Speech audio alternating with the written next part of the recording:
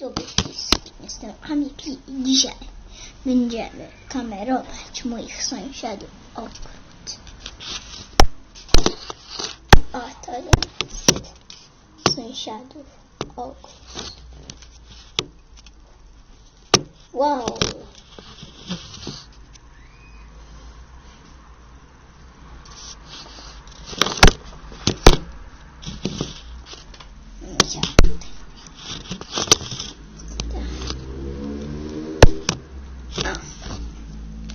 Tutaj jedni, tutaj drudzy.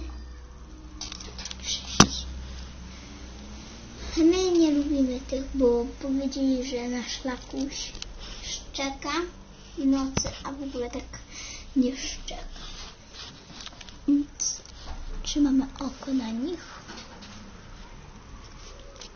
A oni są dobrzy. A to mój ogród. I jak tam na górze widzicie,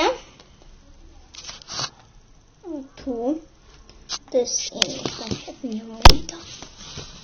Mam nam siatkę, w środku mam grilla i rowerki. W następnym odcinku będziemy robili wydaszenie. Więc pa!